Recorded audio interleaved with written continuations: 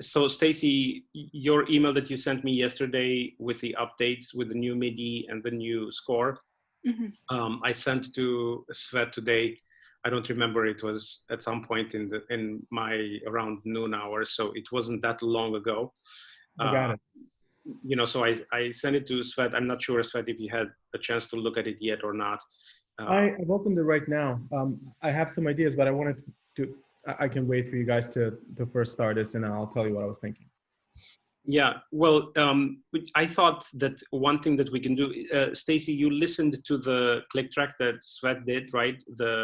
I haven't received it. Oh my God. So I can listen to it later today. Well, actually, one thing that we can do is we can listen to it, or we can listen to, let's do this. Let's listen to, can we listen together to the MIDI that you sent us just now? Sure. Update. And then as questions come on, like we can interrupt and talk about that. Sure. Right. Yeah. So I think the easiest thing to do that is I will open it and then I'll share my screen. Okay. Right. And then because that way you guys can hear it as well. Actually, Cristi, that was one of the questions I had for you. Are you giving them a conducting video at all, or are they doing this strictly by click track? I will, but I'm gonna, what Svet and I were talking about was that unless it's needed for me to help them while they are recording, I was gonna record my part last so that I don't look like I don't matter. You know, you know what I mean? So Yeah. that way it would make more sense that I come in at the end once we have all the sound and then I'm conducting it.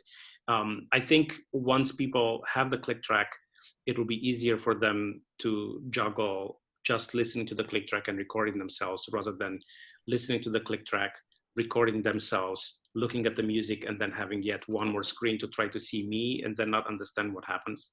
Okay, that makes sense. So then, Svet, I think you're absolutely right. I think the countdown into each new tempo is going to be the best solution.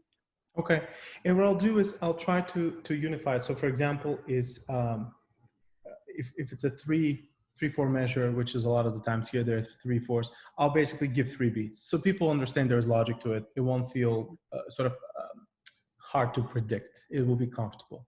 Okay, thank you. The biggest challenge might be the spots where all sound stops. So 94, or the break between 93 and 94 is one such spot. So that fermata, you said you made it a full measure? I did. So now in my score, I have 2 94s. You don't see it in your document. It's just the one I'm looking at for when I made the audio. But just know I want an absolute break of silence there because it's the first big phrase ending. Right. And then we start the next thing. I think one way that you can do Svet is you can say, we can make sure that the cue, the vocal cue, is when 93 happens, you can say 2, 1, off, 3, 2, 1, right? So that way there's an audible cue, them releasing the fermata, and then one more cue immediately follows that is to begin the next section. Taking notes. 294. Say. Another spot that is like that is measure 197. So this is yeah, it's so different. You know, like I'm so glad that we're doing this. But wow, you know, it's so funny. I would have built the piece maybe a little differently.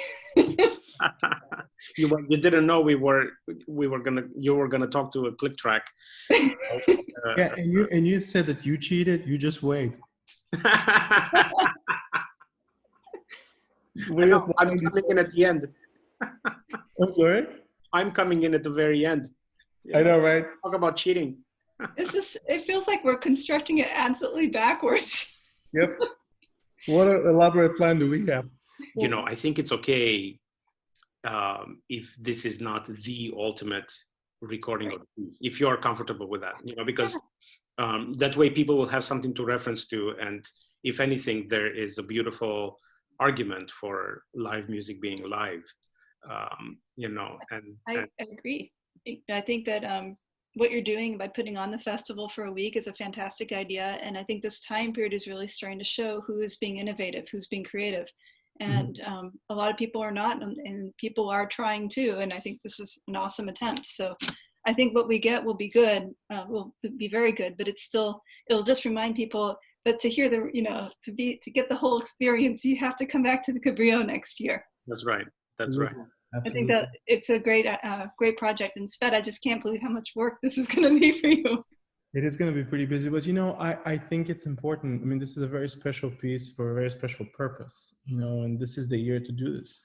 Yeah, it is. And that was the hardest part about when this all began to fall apart, and realizing, this is going to lose some of its impact by even a year from now. But, oh well. So thank you. More. This reminds me, actually, Svet, so you are, do you have a program that then will put the pictures together? Mm-hmm. Yes, I have an audio video editing studio at home. Basically, it's a very fancy computer that runs literally sometimes day and night, and in processes all sorts of stuff that I do through my projects and other people's projects. So I have everything I need to do this.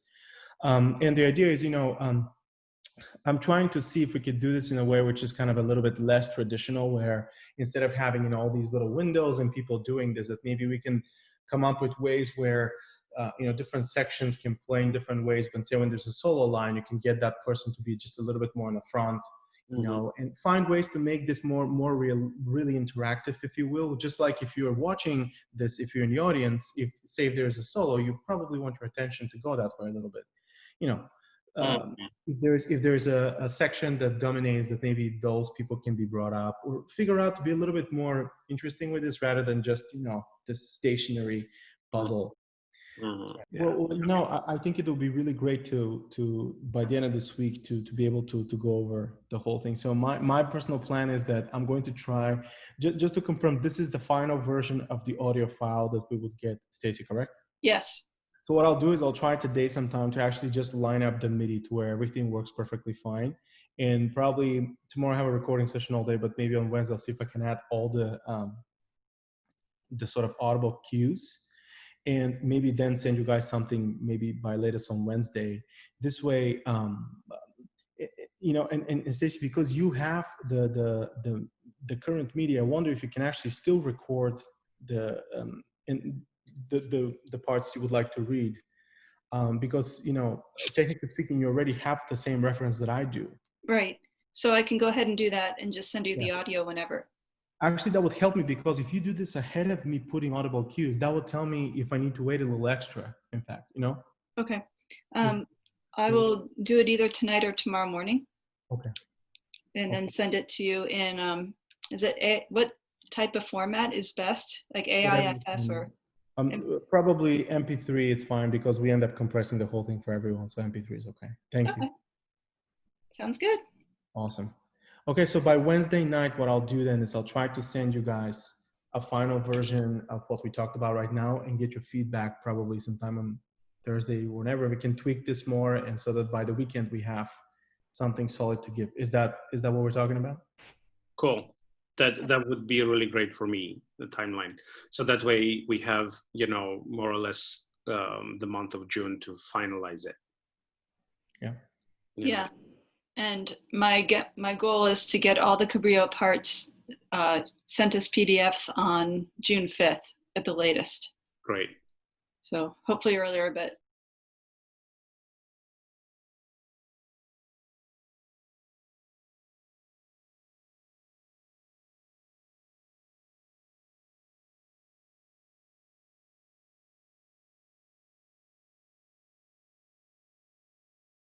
Yeah, I think Svet and I were just talking about your conversation this morning, and about, I will tell you quickly from my point of view, and Svet, I know that I gave you my comments and you implemented basically all of them. I listened. I think this is a really, really beautiful point of departure for everyone to have sort of I don't know what you call it, like a karaoke style sort of sing along that they can play their parts. But then, of course, and I know that you understand this now, Stacy, of course, we're not using any of the sound, the click track or the music, right, for the actual recording. That's just background for the musicians to play along with. Yeah. Right. That part made sense. I didn't actually realize they were going to be playing along with it as they were recording. That was the thing I was missing. So now that makes total sense. And then Svet explained why the clarinet volume was going down. So now we're out to have freedom.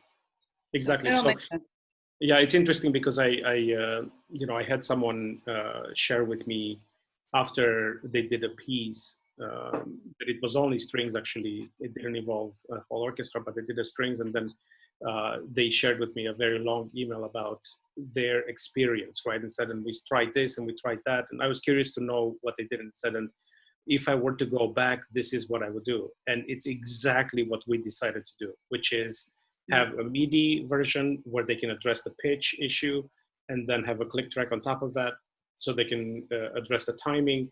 And then what they did that was really quite interesting, Svet, is they recorded it once, then everybody listened to the whole thing, and then is when they went back and did a second take, so that if there was something that they wanted to address. Now, I don't think we have the luxury of doing that. I think doing the 2 takes back to back, we will have to rely on people, I mean, if it's something that is really, really out of place, in one of them, then we can address it then, right? But I don't think we have the timeline to be able to record the whole piece twice, just so that people can listen to feedback, Well, I think that you're absolutely right on it. And this is why I think if we suggest to people that the first take is as accurate as possible, and the second one is just a little bit more musical, even if we're using one video, which I'm going to ask people basically to just give us one video but 2 audio takes. Great. What we can do is we can always implement a little bit of the audio. If we somewhere feel that it would be more beneficial to use the alternate take, I can add it and keep the same video, because after all, they're playing to a click track. Yeah, exactly. Yeah, so then that the other thing that I took, that I think it's our idea anyways already, but for larger sections that play the same part, is to have the leader of the section recorded with the click track, and then everybody else listen to the section leader. I don't know if this would complicate things, because then we would have to put the click track together with the, I think everybody record everything the same way, Svet, and then see if this doesn't make sense. Well, look, I mean, if it's for major sections like, first, second, violas, cello, for example, there's a lot of people. I'm happy to literally add the first violin to the current track that we have and just send that off to people. Oh, you can do that? Yes. Especially, for so many people having to record, if you feel like that would be really helpful. And we can re-level. At that point, maybe we take the MIDI a little bit lower volume-wise, so that now people are focusing a lot more and just pitching in with the actual concertmaster or the leader of their section. But I think that might help, actually. I just didn't want to create more work, but I think that would help, because then people would be able to pick out exactly that line that it is they have to match, because it's not just in matching of dynamic, but it's in matching of timbre and matching of color and all those things that a section would have to agree upon with their leader. Is there anything else that we should be addressing for the click track, or are we all set on that aspect? I'm really happy with the click track. I mean, there are a few things that I think the MIDI will not do that. Maybe Stacy, I will tell you, like there are, like I imagine 207, for example, like this viola line. I imagine this staccato quarter notes. I imagine them quite a bit shorter than what the MIDI is, which is sort of ba ba ba. Yeah. I don't like bum pop just a little bit more Drier. energetic, drier, energetic. Let me see what else. I had some notes here. Yeah, I go back and forth and stuff like that because of the slow tempo. I didn't want to write all the eighth notes out and then put staccati on those. It seems like this would be clear enough. No. Yeah, that's totally fine. I'm just trying to find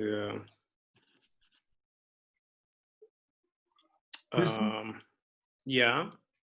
While you're looking, I was sharing with Stacy that I would imagine that there would be a session where you, as you mentioned, I think you would go over the whole score with the orchestra. So yeah. I'm saying that all the questions and all the particulars like this will be addressed in an actually all Zoom meeting, probably.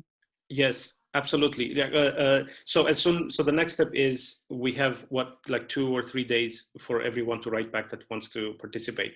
Then we're going to have a session where we're going to address all the technical needs and what everyone needs in order to be able to record.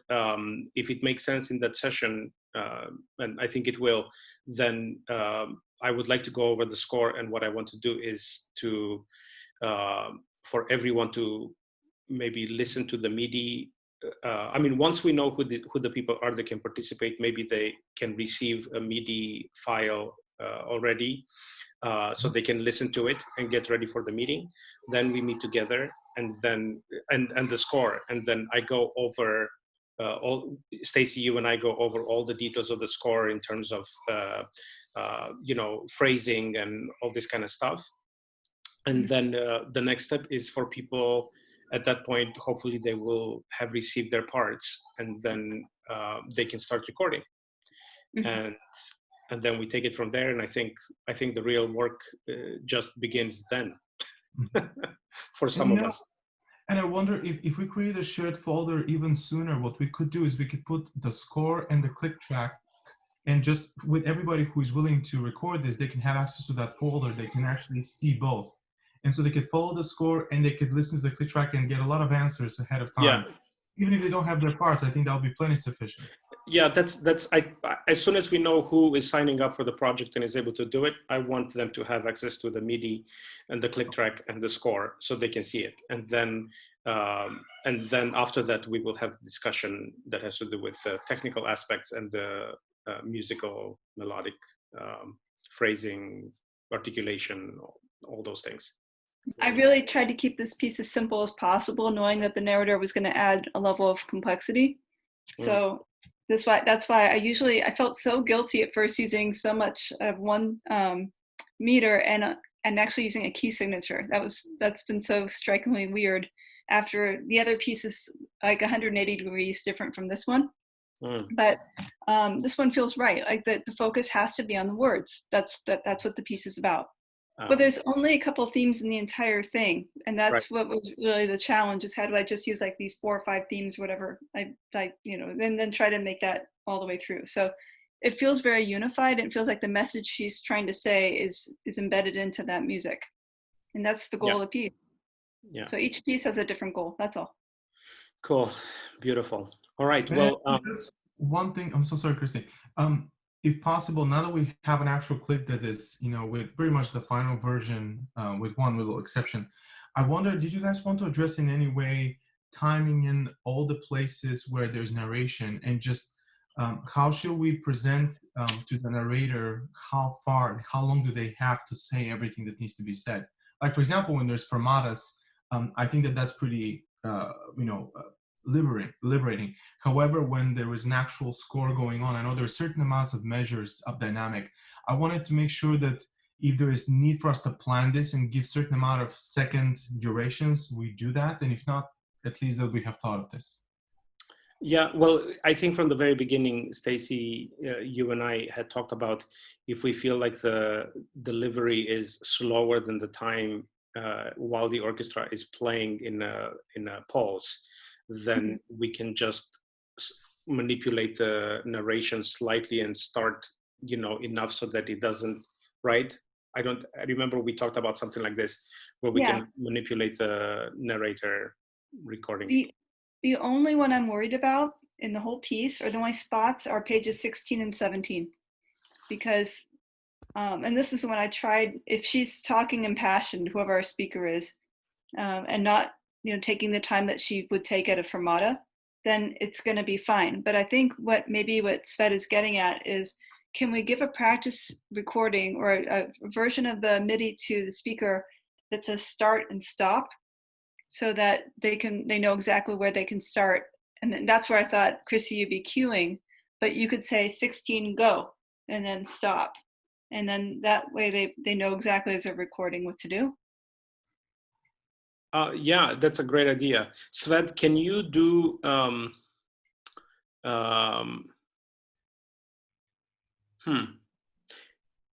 what would be the easiest way? Can you put one more layer on your on the MIDI click track that will be only for the narrator, and you can say 9, 3, 2, 1. You know what I mean? And then I'm 10. happy to do it. Yeah, I'm happy to do it. I wondered if there's even a simpler solution. That's why I was thinking of this.